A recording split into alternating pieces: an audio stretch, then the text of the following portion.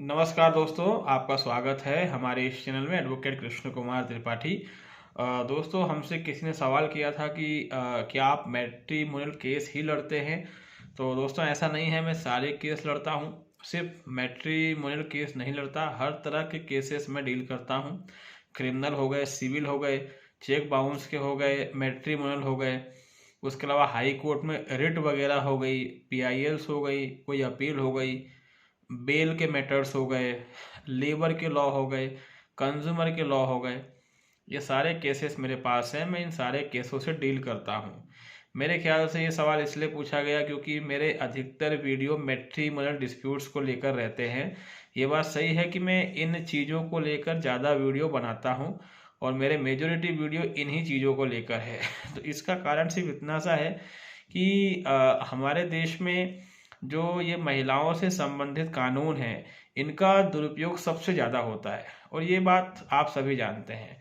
और सिर्फ मैट्रिमोनियल ही नहीं, जो क्रिमिनल लॉ है उसमें भी जो बलात्कार हो गया, छेड़खानी, यौन शोषण, इस तरह के जो कानून बने हुए हैं, उसके अलावा दहेज हत्या और बाकी फिर जितने भी मैट्रिमोनियल डिस्प्यूट्स हैं, तो इनका मिसयूज सबसे ज़्यादा है।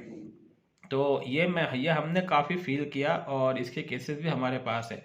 इसलिए हमने सोचा कि इन पर वीडियो बनाया जाए ताकि कुछ जागरूकता फैल सके। अगर मर्डर के केस की, जो मर्डर के मामले होते हैं, हत्या के, इसमें मिसयूज़ की बात करूँ तो मेरे ख्याल से इसका 10% भी मिसयूज़ नहीं है। इसके भी इक्के दुक्के झूठे मामले मिलते हैं, लेकिन मुश्किल से 10% भी इसका मिसयूज़ नहीं है। मर्डर के मामलों का, चोरी के मामलों का भी यही हाल है और बाकी जितने भी क्रिमिनल केस, सबका यही हाल है। लेकिन ये जो महिला से संबंधित कानून है, इनका 90% मिसयूज है। ये 90% झूठ ही है। और बात मिसयूज की नहीं है। आप कोई लॉ बनाएंगे तो उसका मिसयूज होगा, लेकिन कितना? अगर उसका 5-10% मिसयूज हो रहा है तो चलो ठीक है, लेकिन अगर उस कानून का 50% से अधिक मिसयूज हो रहा है तो फिर वो सही नहीं है। क्या होता है कि हर सिक्के के दो पहलू होते हैं, मगर सवाल ये कि कौन सा पहलू समाज को ज़्यादा प्रभावित कर रहा है, उस पहलू की बात की जाएगी। जो ये लॉ बने हुए हैं, इनका जो दूसरा पहलू है मिस यूज़ वाला, ये समाज को ज़्यादा प्रभावित कर रहा है। कारण ये है कि हम सभी जानते हैं कि इनके 90% क्या, कई बार तो लगता है कि 100% मामले ही झूठे होंगे। घरेलू हिंसा हो गया, उसके अलावा दहेज के मामले हो गए, सेक्शन 498A हो गया, फिर डाइवोर्स पिटीशन जो लगती है उसमें जो एलिगेशंस लगाए जाते हैं, सेक्शन 125 में जो एलिगेशंस लगाए जाते हैं। क्रिमिनल लॉ में बात करें तो जो छेड़खानी के मामले हो गए, यौन शोषण के मामले हो गए, बलात्कार के मामले हो गए, तो ये सब तो मामले झूठे ही रहते हैं। यही कारण है कि हम इन पर वीडियो बना के बस एक छोटा सा अपना कंट्रीब्यूशन दे रहे हैं कि लोगों को इन चीज़ों के माध्यम से जानकारी मिल सके, लोग जागरूक हो सकें, बस। इसके अलावा हमारा कोई ज़्यादा मोटिव नहीं है। ठीक है। और इन चीज़ों में क्या है कि व्यक्ति बाहर का कोई मैटर हो तो व्यक्ति उससे निपट लेता है, लेकिन फैमिली का मैटर अगर हो तो इंसान टूट जाता है। उसको उस मैटर से निपटने में बहुत समय लगता है, कई बार तो सुसाइड भी कर लेता है। अगर आपका कहीं बाहर झगड़ा हो तो आप झगड़ा निपटाए, घर पे आके शांति से बैठ जाते हैं, लेकिन जब घर में ही झगड़े चल रहे हों तो आपका जीना मुश्किल हो जाता है। आपके कई दिन निकल जाते हैं, कई साल निकल जाते हैं, कई बार लाइफ बर्बाद हो जाती है। घरेलू कलह सबसे गंदी चीज़ है और ये भी रियलिटी है कि अधिकतर घरेलू कलह जो है वो महिलाओं के कारण ही होती है। ये वेल नोन फैक्ट है। तो इसीलिए हमने मेजोरिटी वीडियोस जो हैं वो मैट्रिमोनियल डिस्प्यूट्स को लेकर बनाए हैं और आगे भी हम बनाते रहेंगे, लेकिन साथ में जो अदर मैटर्स हैं उस पर भी हम धीरे धीरे अपने वीडियोस बनाते रहेंगे। हालांकि हमने कुछ वीडियो चेक बाउंस को लेकर भी बनाए हैं, कुछ आरटीआई वगैरह को लेकर भी बनाए हैं। ठीक है। और आगे भी हम धीरे धीरे अपने अदर टॉपिक्स जो हैं उस पर भी आपको जानकारी देंगे, क्योंकि सोसाइटी में हर तरह के केसों से लोग जूझ रहे हैं। ठीक है दोस्तों, तो मेरी ये बातें आपको समझ में आई होंगी। दोस्तों, आज एक बहुत ही इम्पॉर्टेंट टॉपिक पर बात करना चाहता हूँ। ये टॉपिक है यही मैट्रिमोनियल डिस्प्यूट का ही टॉपिक है। जब आप सेक्शन 13B कोर्ट में लगा देते हैं हिंदू मैरिज एक्ट का, धारा 13B। धारा 13B का मतलब है म्यूचुअल कंसेंट से तलाक लेने के लिए। आप इस इस धारा का इस्तेमाल 50% केसेस में होता है मैट्रिमोनियल में, खासकर वहाँ जब है ना समझौते की गुंजाइश बढ़ चुकी हो, उसके बाद धारा 13 भी आप लगाते हैं।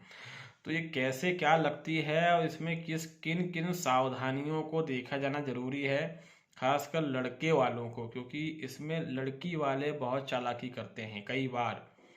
और ऐसा कई बार हुआ है कि धारा 13 बी लगाने के बाद लड़की वालों ने चालाकी करके पैसा हड़प लिया और फिर धारा 13 बी को आगे नहीं बढ़ने दिया। ठीक है दोस्तों, तो इसी के बारे में हम चर्चा करेंगे।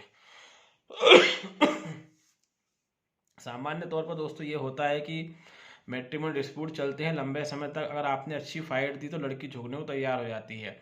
कई बार ये होता है कि चलो समझौता ही कर लेते हैं, कैसे तैसे मान मनोबल करके सेक्शन 13 बी लगा देते हैं। ठीक है, और उसके बाद हम सोचते हैं कि सारे केस वापस हो जाएंगे, मामला रफा दफा हो जाएगा।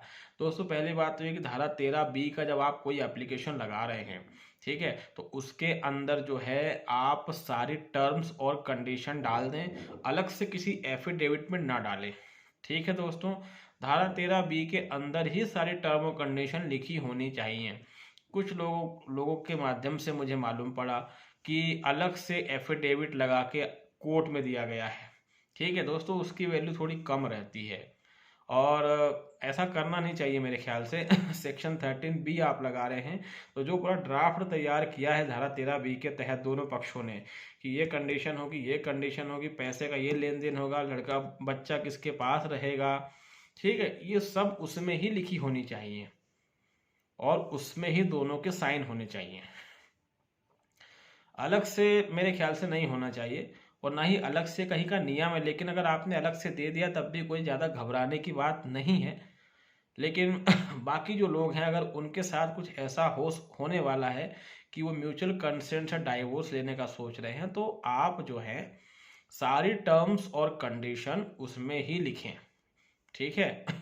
दूसरी बात, पैसा देने की बात जो है, क्योंकि इसमें लड़की कुछ शर्त रखती है, ठीक है, कि मैं इतना पैसा लूंगी, इतना है ना, कंपनसेशन बोलो, उसको एलिमनी बोलो, जो भी बोल रहा है, मैं तो उसको भीख बोलता हूँ, तो मैं इतनी भीख लूंगी।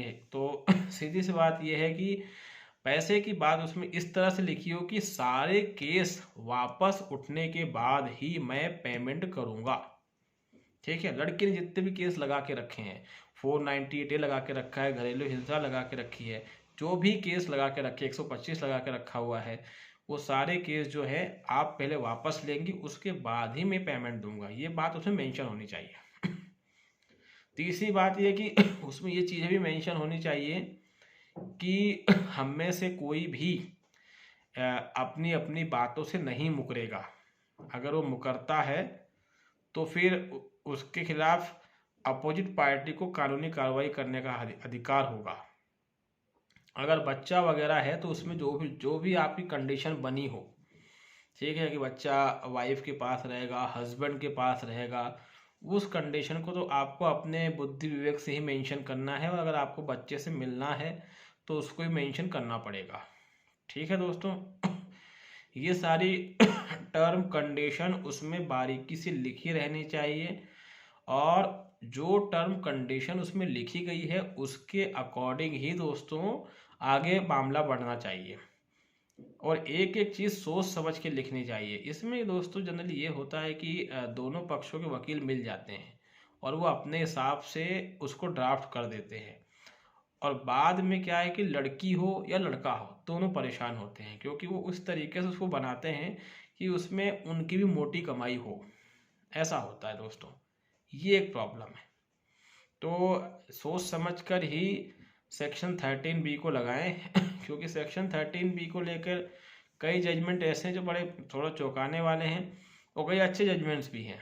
कई जजमेंट ऐसे हैं कि वाइफ ने सेक्शन 13 बी लगाया, पति ने पत्नी पर भरोसा किया और उसको जो भी उसमें डिमांड थी 10 लाख, 15 लाख, 50 लाख, 1 करोड़ दे दिया। उसके बाद वाइफ मुकर गई कि मैं तो सेक्शन 13 बी वापस ले रही हूँ, मुझे नहीं करना डाइवोर्स। तो इसमें क्या होता है, पति का भी बहुत बड़ा नुकसान हो जाता है।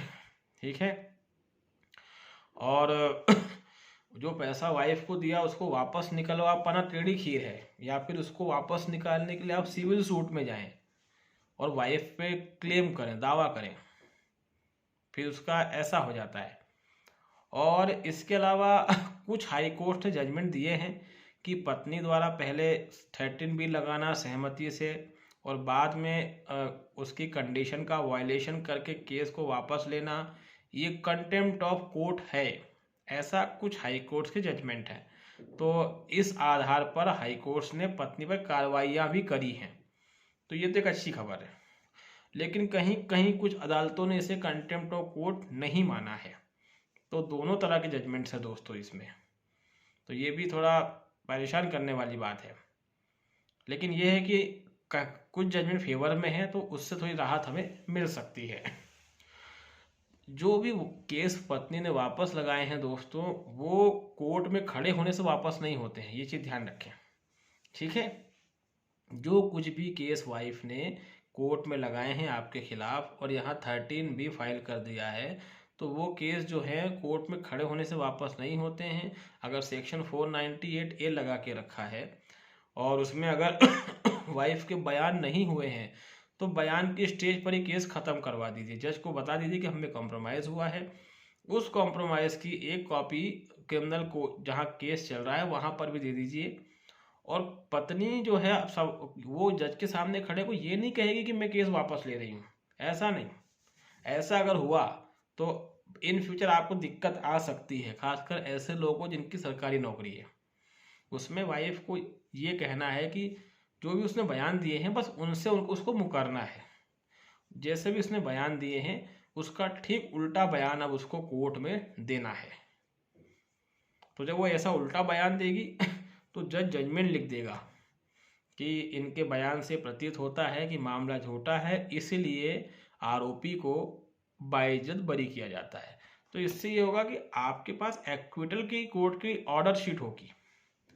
नहीं तो कई लोग गलत फहमी में रहते हैं कि वाइफ बोल देगी जज के सामने सर मैंने झूठा केस लगा दिया था, मैं केस वापस लेती हूँ। ऐसा मत करवा लेना। ऐसा करवाने पे आप लोगों को दिक्कत हो जाएगी, खासकर ऐसे लोगों को जो सरकारी नौकरी में हैं, ठीक है, क्योंकि उसमें फिर जज ये लिख देगा कि इनमें समझौता हुआ है। तो इस चीज़ को ध्यान रखें। हालांकि ऐसे केसेस अभी तक हुए नहीं है, जज तो एक्विट ही करता है, लेकिन कोई ऐसी गलती भविष्य में ना कर दे। ठीक इसी तरीके से आपको घरेलू हिंसा में भी करवाना है। उसमें भी पत्नी द्वारा यही कहा जाए, अगर पत्नी के बयान हो चुके हैं तो सॉल्यूशन क्या है? तो सॉल्यूशन ये है कि पत्नी को क्रॉस एग्जामिनेशन में बुला लिया जाए और क्रॉस एग्जामिनेशन में आप उसका क्रॉस करेंगे, पत्नी हर चीज़ आपकी फेवर में बोल जाएगी और अपने आरोपों से पलट जाएगी, तो वहाँ पर आप बरी हो जाएंगे, ठीक है। क्योंकि कई बार ऐसा भी होता है कि बयान हो चुके होते हैं 498 में घरेलू हिंसा में, उसके बाद वाइफ की बत्ती जलती है कि मुझे समझौता कर लेना चाहिए, 13B लगा देना चाहिए। तो सीधी सी बात है कि अगर ऐसा कुछ हो तो फिर उसको क्रॉस एग्जामिनेशन में पलटा लें। और जब सारे केस वापस हो जाए, 125 केस भी खारिज हो जाए, ठीक है, उसके बाद ही आप जो 13B मतलब लगा दें, उसके बाद ही आप अपनी कार्रवाई करें। और जो भी पैसा आप दें पत्नी को वो कोर्ट के माध्यम से दें, कहीं बाहर ना दें, कहीं अपने वकील को ना दें, ठीक है। क्योंकि हमने ऐसे केस भी देखे कि लोगों ने नगद पैसा वकील को दिया, वकील लेके चंपत हो गया और फिर आप वकील का क्या बिगाड़ लेंगे।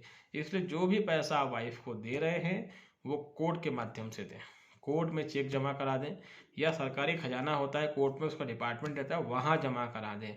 वाइफ को, उसके वकील को, खुद के वकील को, किसी को ये पैसा ना दें। तो बाद में फिर मूर्खतापूर्ण बातें होती हैं कि अरे मुझे क्या क्या पता था वो ऐसा कर जाएगा, कर जाएगी। इसलिए कभी भी ऐसा ना करें, इस चीज़ को ध्यान रखें।